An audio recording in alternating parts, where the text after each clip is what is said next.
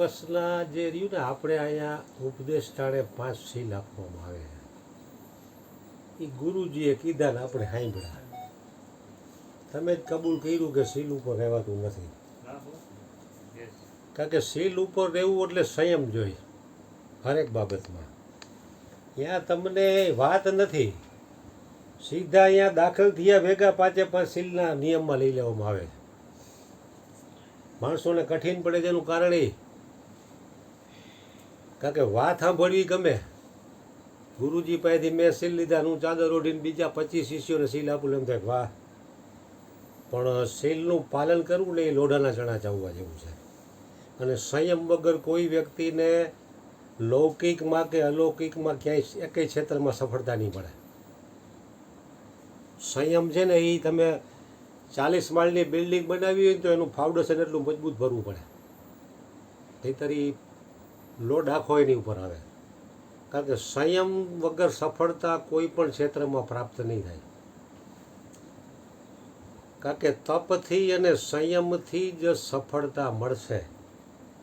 ભગવાન બુદ્ધની તમે જે વાત કરી ને, તો ભગવાન બુદ્ધ એક સમય ભિક્ષા લઈને એનું ગુજરાન હલાવતા.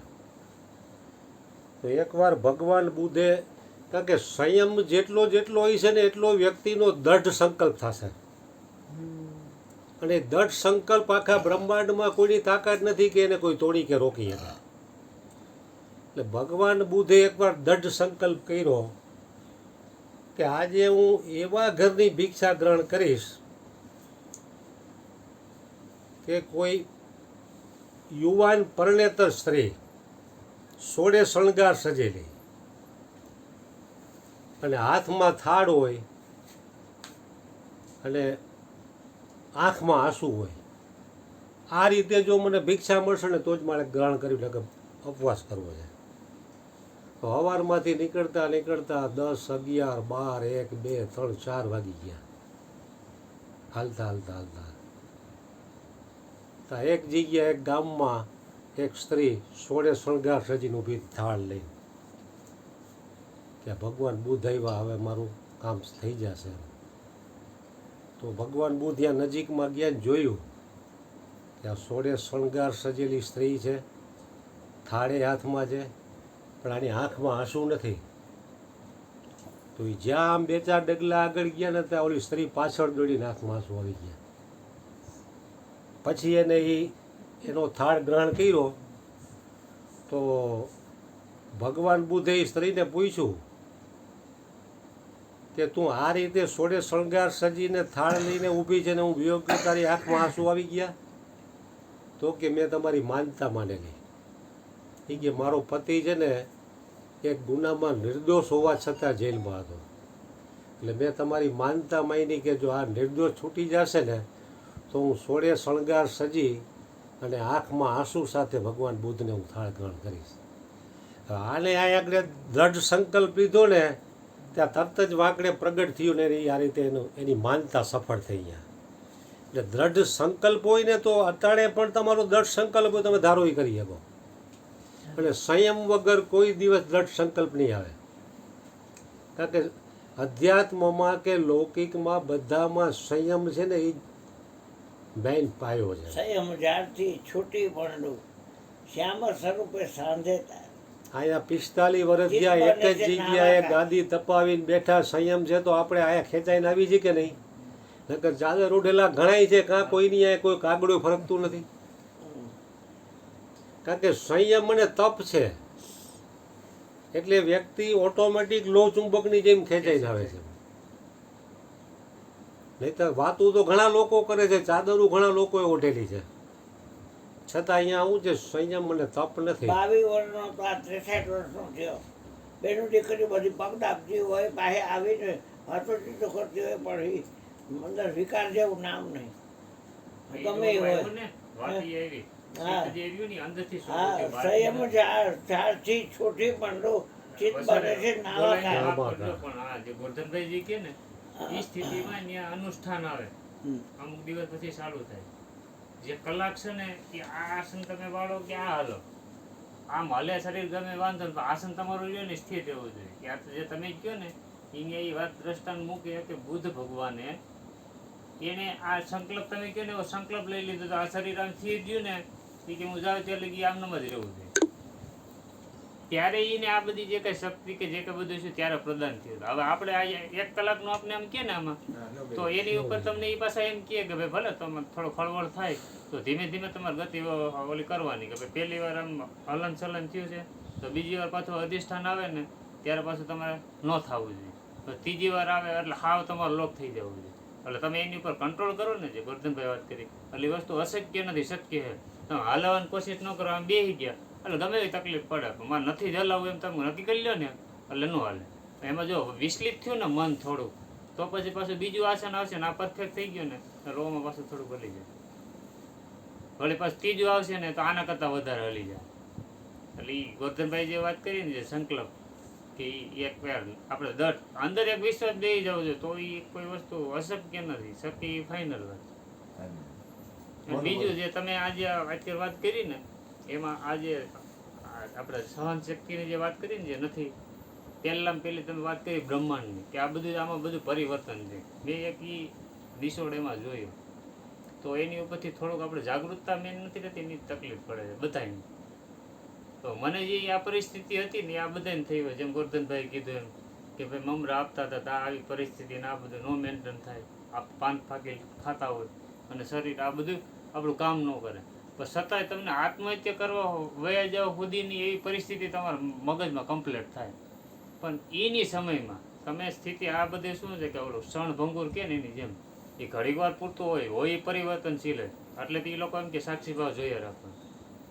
હવે તમે ઘડીક વાર એમનો સ્થિર થઈ જાવ ને કેમ કે બીજો કાંઈ તમારી પાસે ઓપ્શન જ નથી એટલે થોડોક સમય જાય ને એટલે ગમે એવી તમને તકલીફ થતી હોય ને એટલે તમે રેડી પાછા તમને એ જે દુઃખ છે હા વહી જાય વળી સુખના ઓલામાં આવી ગયા વળી થોડોક સમય થાય ને એટલે પાછી જાગૃતિ થાય એટલે તમે અહીંયા થોડાક પાકા થયા કે ભાઈ આ જે આવે છે એ વયું તો જાય જ છે ભલે ગમે તકલીફ પડે આપણે સહન કરી લઈએ આટલું કરી લઈએ એમ આવી રીતે આ લોકો છે ને 10 દી જે કરે છે ને એમ પૂર્ણ કરાવી નાખે અને એમાં પરફેક્ટ આપણે બેસી જાય અત્યારે જો આ લોકો જેટલા અમે જઈએ ને એટલે એને નિયમ કીધો આ બધાને થતું નથી એનું કારણ શું છે કે 10 દી ત્યાં ભર્યા ભલે સંયમ તમારાથી રહ્યો ન રહ્યો પણ હવે તમે કન્ટિન્યુ ફાયદો થાય નુકસાન થાય એને મતલબ નથી પણ 1 કલાક સવાર સાંજ ધ્યાન તમારે કરવાનું પણ જેટલા જાય છે ને એ 10 દી પૂરતું કંટાળી ગયા પછી આ ક્રિયા જ નથી થતી એટલે આપણે અહીં ઉપદેશ લીધો એટલે સાંભળવા પૂરતું ઘડીક સાંભળી લીધું હોય પાછા અહીંથી ગયા એટલે બહાર હતા એવા ને એવા એટલે કાંઈ એમાં લાભ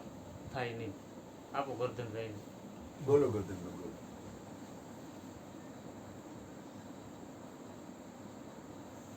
કે 10 દિવસ અહીંયા સાધના કર્યા પછી આ લોકો સવાર સાંજ 1 કલાકનો અભ્યાસ કરવાનું કહે છે કે 10 દિવસની સાધના એટલે તમારામાં એક બીજ રોપાણું પણ બીજ રોપીને તમે એને ખાતર પાણી નહીં આપો તો એ ક્યાંથી આગળ વધશે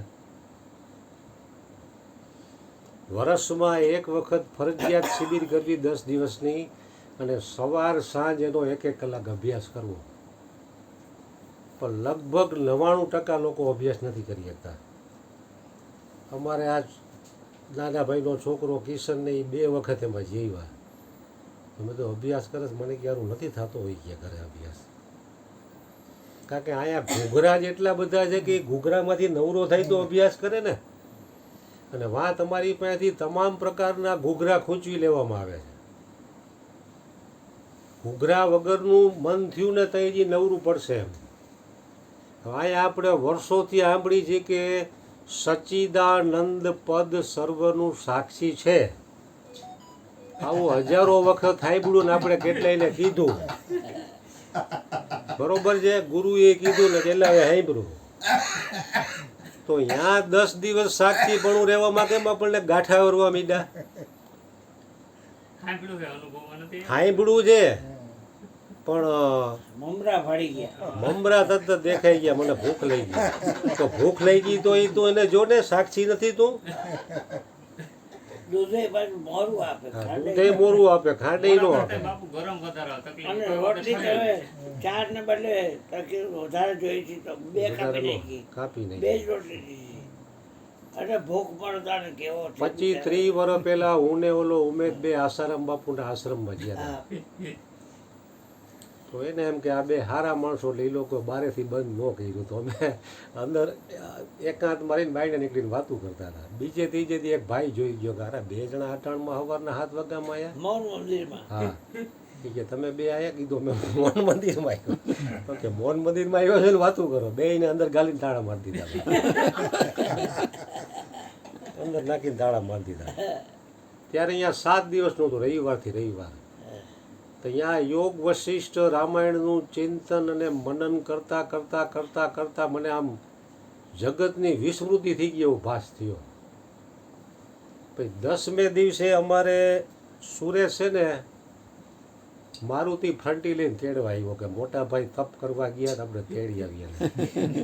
તો અમારી છોકરીઓ બધી સુરેશ ને ઘરવાળાની બધા આવ્યા. તો આમ આવ્યા ને એટલે પહેલાં તો મને એમ થયું આ ગાડી સાચી છે કે રમકડાની છે. આવડા છોકરા મને લાગે બધા. મને ગયા પપ્પા અમે તમને તેડવા આવ્યા છીએ. મેં તમે ક્યાં તેડવા આવ્યું? મને કે તમે અહીંયા બાપુના આશ્રમમાં જો તઈ તો મને ખ્યાલ આવ્યો કે હું બાપુના આશ્રમમાં છું. ધ્યાન પણ એ પરિસ્થિતિ યાના વાતાવરણમાં રહીને ત્યારે રહીએ છે. પછી ધીરે ધીરે ધીરે ધીરે આ સંસારમાં આવો ને એટલે આઈના લેપ પાછા લાગવા માંડી ગયા. ભૂકા કાઢી નાખે. 10 દી હું રહીને આ પટેલ નગરમાં ગયો ને તો મારે કામ કેટલું ભેગું થઈ ગયું. તો 8-10 રસીદું પડી હતી માલ છોડાવવાનો મોકલવાનો ના છે ને. મને એમ થયું સારું ચા ફાંકી કાંઈ ખાવું જ નથી કીધું. ધંધામાંય કીધું મૌન નથી, જેટલો થાય એટલો ધંધો કરશું. તો બપોર લગી બેઠો તો સારું કાંઈ છાપું વાંચવાનું મને ન થાય. અને માલ આવી ગયો તો માલે કીધું કાંઈ છોડાવવું નથી. હું હીરું આમાં વિપસનામાં જઈને આવ્યા, આમાં કાંઈ બધું ઉત્પન્ન નષ્ટ જ થઈ ગયું. હું આમાં ખોટું પૂછે મરવું. બપોર લગી ગયો તો ઘરના મને કહે જમી લ્યો. મેં જમવું નથી મારે. મને કહે શું થયું? મેં કીધું નથી કાંઈ ઈચ્છા. તો વિનુ મને કહે વિનુએ ઘરે વાત કરી કે આ મોટો આંકડે આવ એમનો બેઠો કાંઈ કરતો નથી. આ દીકરા તો કે ધંધો કરો એ કે કમઠાણ હારું પાક. પછી બપોર પછી જઈને ચા પાણી મગાવીને 105 વાળી ફાકી ખાધી. પછી ઉપર મારી ધીરે ધીરે નીચેના કેન્દ્રોમાં આવ્યો. પછી ધંધો ચાલુ થયો. નહીંતર આપણે આમ ઉપર ઉઠી જાય ને એમ થાય કાંઈ કરવું જ નથી. હું કઈના હાટું કરવું એવું આપણને મળી જાય. એટલે આવું છે આ બધું. બાર બાર